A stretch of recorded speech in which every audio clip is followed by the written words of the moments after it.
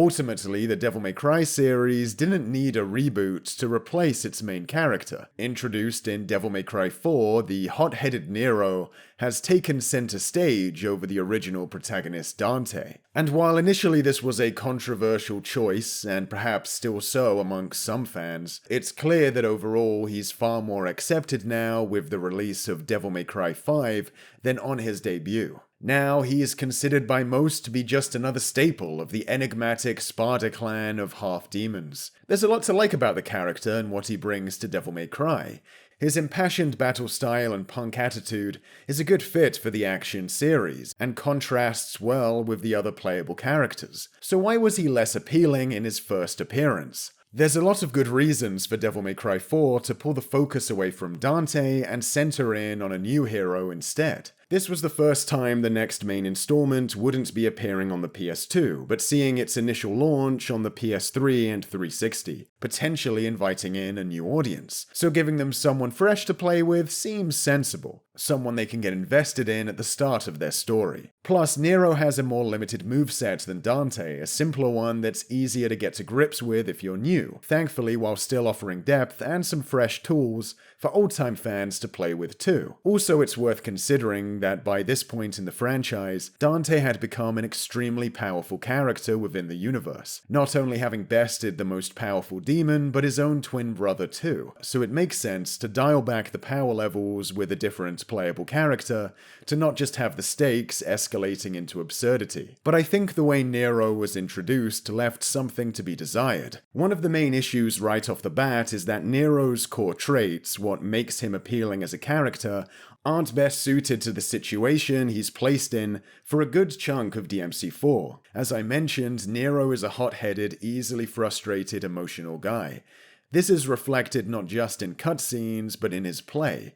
He wields his sword like a blunt object, slamming it into the ground, using his demon hand to do the same to enemies. He aggressively pummels foes, fervently putting his full force into every punch and kick. Rather than his forward sword move being a precision strike, it's this wide swing. That goes for most of his sword moves. He goes for these broad, impulsive-looking swings. His attacks communicate that he wants everyone out of his way quick. It's a messy kind of style. For the first 8 of the 13 missions you play as Nero, though, this whole attitude doesn't quite match his circumstances. Nero has been tasked with tracking down Dante, who seemingly assassinates Sanctus, the leader of the order Nero is muscle for. But Nero doesn't seem overly bothered that this Sanctus appears to be dead. He doesn't seem to have much respect for him. After Dante attacks Sanctus, they fight for a bit, and maybe you'd argue he feels upstaged by Dante after their battle, and for the first chunk of the game longs for a rematch. But that doesn't really seem to be the case either. Guy just came from hell. He's gotta hit up a couple tourist sites. He holds his own pretty well here, and while the game does imply that Dante is out of Nero's league, he takes off before the fight can be fully resolved. For a good portion of DMC4, you're essentially playing as a guy on a job. I don't think it's the most exciting quest you could devise for your new action hero. Playing as a guy trying to find out who a guy most of the audience already knows is, because he's told to. Damn it! This mission isn't the best outlet for Nero's hot-headed attitude or aggressive, frustrated style of play either. When he's screaming his head off and smashing enemies like they just tripped his grandmother, there's a risk of it coming off petulant or annoying without sufficient motivation. Even Dante in his first appearance in DMC1 was on a quest to find the demon that killed his mother. A pretty good pick for a starter mission to endear your protagonist to the audience. It doesn't help that if you're a returning player, the character you already have a connection with, the suave and cheeky Dante, who wields his sword with finesse and grace, is introduced at the start as well, but kept at arm's length, clearly more in the loop as to what is going on than you as Nero. In a relative sense, it feels like you've been placed at the kids' table with an irritable child, while the adults play Devil May Cry off somewhere else. The fight at the start between Nero and Dante is awesome. It's an insane, overindulgent, bombastic encounter that I'm very glad exists, but sometimes I wonder if leaving the identity of the assassin a secret until later into the game would have been a better way to ease older players into being Nero, by not having Dante there from moment one to distract them. It's a catch-22 though, because obviously you want Dante there quickly to keep older players invested. Assure them that yes, Dante is in this game, and if you stick with us, you'll get to spend some time with him. But on the flip side, it gives the new character an uphill battle, whether he's handled really well or not, as the character we're already invested in is dangled around like a set of keys in the background. It kind of limits what you can do. Let's say Dante had absolutely mauled Nero at the start, making him burn for payback. Well, a lot of players already love Dante, potentially undercutting the sympathy you'd be trying to generate. What's worse is that when you do get to play as Dante, most of his levels and bosses are repeats of Nero's, often with annoying level gimmicks thrown into the mix too. So if all you were doing for the first half of the game was waiting to get to play as Dante, when you do get to him and realize in terms of content he's getting the short end of the stick, finally playing as your fave may not be able to make up for the repetitiveness of his stages. Or even worse, you may turn on the game, interpreting this as your favorite character being done dirty. The game has this padding segment where Nero has to mash a dice around over a trap triggering snakes and ladders board. Everyone I've met has found this minigame a baffling addition and not a very fun one. When you play as Dante, he passes through here too, but just refuses to do that part of the level. In universe, the idea that Dante would cheat at this kind of game is funny, but in reality, it basically amounts to Dante choosing to skip an underwhelming part of the game, which is probably going to make you resent Nero a bit when you gain control of him again, and he concedes to doing a second dice segment. Maybe if the concept doesn't hold up to being done with Dante as well as with Nero, we should just not do it for anyone. By mission 8, Nero's girlfriend gets kidnapped, and at this point his impatient style of play and angry, frustrated demeanor starts to sync up more with the challenges he's facing. And their relationship is pretty wholesome and sweet. Something I like about Kyrie is that they don't shy away from having her come off as a kind of culty, freaky weirdo, which makes her more endearing to me. You brought this here for me? Krita requested.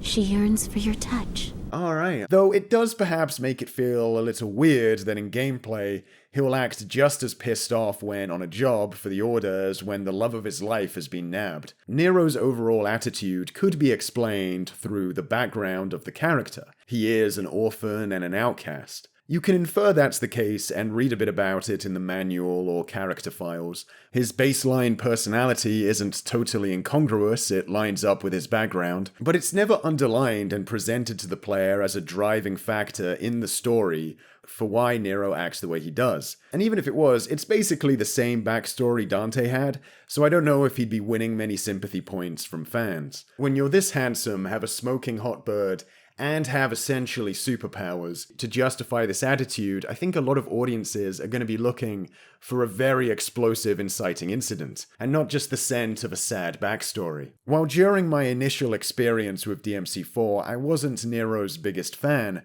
I did come to warm up to him in the years to follow. A lot of the personality of Devil May Cry characters is exhibited in the play, the way the detailed animations communicate the demeanor and style of the character. The better you get at the game, the more character you can bring out. Even if you weren't jazzed on your initial playthrough by how the cutscenes framed him, or how his context-sensitive moves and basic combos portrayed him as just an angry kid throwing a fit, once you spend enough hours going through the game multiple times, skipping through cutscenes you don't want to watch again, unlocking all the moves, learning the intricacies of the combat system, it's hard not to end up falling in love with the Nero you'll eventually mold him into, who you're now able to perfect dodge into an air guitar or max-axe streak into hyping up the crowd with. Then you could start to further appreciate individual moments with Nero and conceptually what works so much about this more emotionally driven DMC character. After Nero's somewhat mixed reception and the even more negative reception that the alternate universe DMC reboot characters received after 4, I wouldn't have blamed Capcom for playing it safe with DMC 5, making a game where you just play as classic Dante and nobody else. By the time DMC 5 was announced, I wanted to see them develop Nero further, so I was relieved to see they were deciding to pick up from where they left off with him. But even if I had gone into it dreading more Nero, I don't think it would have mattered, because DMC 5 implements the character so much more effectively than 4,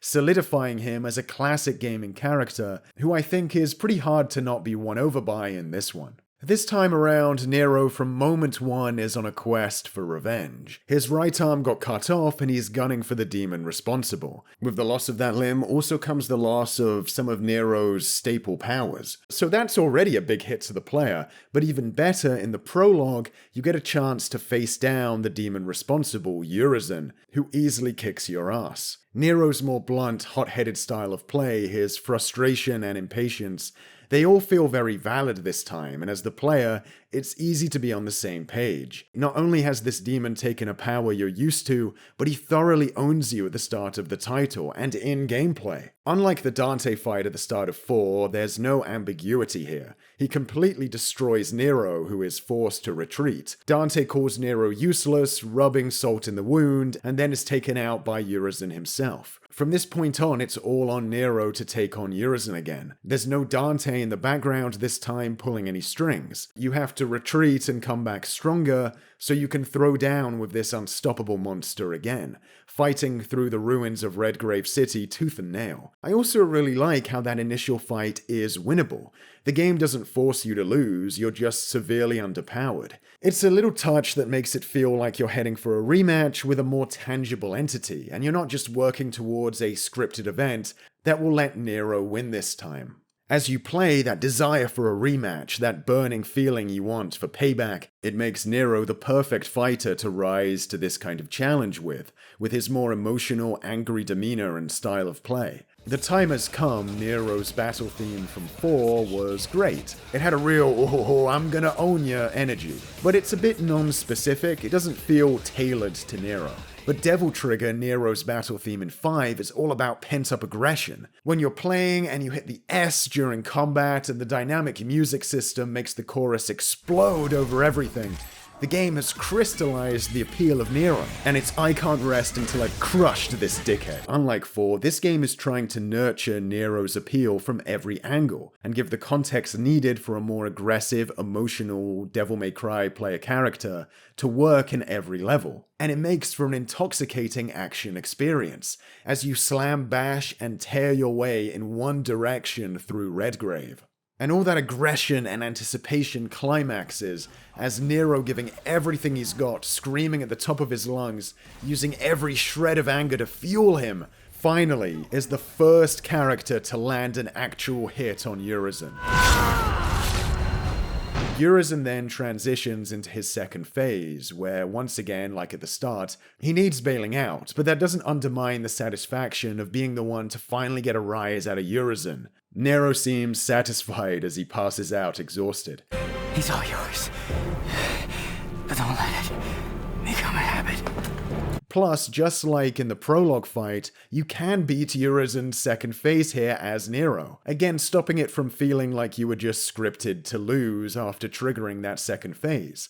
It feels like you gave it all you got against a foe who abides by the same rules as you, who's just extremely powerful. This initial quest is great, and it's one that justifies Nero's existence. You simply couldn't have done something like this with Dante at this point. What's great is that even once Dante does return and you get to play as him, his levels and bosses are original and not from Nero's levels. So even if you're still just here for Dante, you don't feel like he's being underserved. It's satisfying to see Nero grow, not just by becoming more competent and powerful, but by becoming more measured and thoughtful as well. Eventually, he leads others by example in this title. His desire to cut to the chase and aversion to bullshit, combined with him becoming more mature, makes him stronger in ways the other characters aren't. His victories here are more satisfying than in 4, since there, he just kinda headbutts his way to the finish line, but in 5 he has to grow and make tougher choices.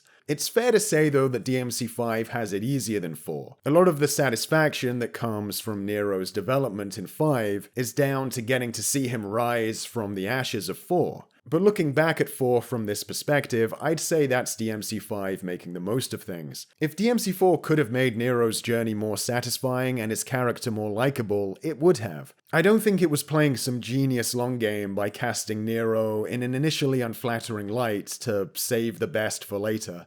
It took a character with appeal and buried that appeal under a series of odd choices that framed him poorly and undermined the triumphant moments they tried to give him there. Not to say we can't make the most of things too, though. DMC4 is undoubtedly made better by DMC5 elongating Nero's arc, and it's easier to appreciate that older title now that it is the starting point for a larger story. And don't get me wrong, Nero wasn't some disastrous protagonist in 4. He does have some great moments, and if thrown into most games, he'd make a fine addition. It's just that, if you're gonna step in for one of gaming's legendary characters, then you've got to be firing on all cylinders and really make it work. Especially if that legend is still in the background, waving at the fans. DMC5 far more effectively brings out Nero's appeal to the surface, and uses him to shake up the status quo in entertaining ways. His arc in 5 is probably the best one in the franchise. Dante and Virgil mask their feelings, Dante behind banter and humor,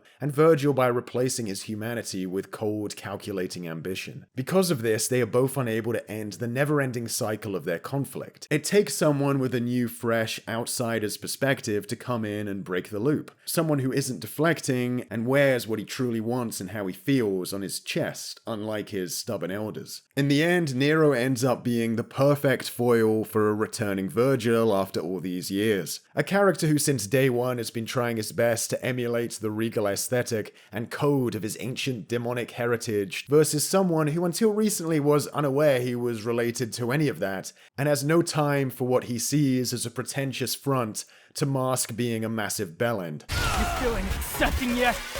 Of your existence or your strength? Both, you fucking asshole! Maybe the ongoing tragedy and conflict endemic to this family doesn't need to be never-ending, thanks to its newest member finally breaking up this fight. Nero breaking up this cycle isn't just important for Dante and Virgil, but also for this franchise. The last thing we want is for the Devil May Cry series to stagnate, to just come out every gen with Dante fighting a new big demon, and maybe also his brother, but with better graphics. We need to mix it up and do it in an effective way that changes the dynamics of past conflicts or even resolves them so we can move on to new and exciting ones. That's why introducing new elements into a franchise like Nero is important, because far from detracting from what we liked before, if done right, it can make a series soar to new heights.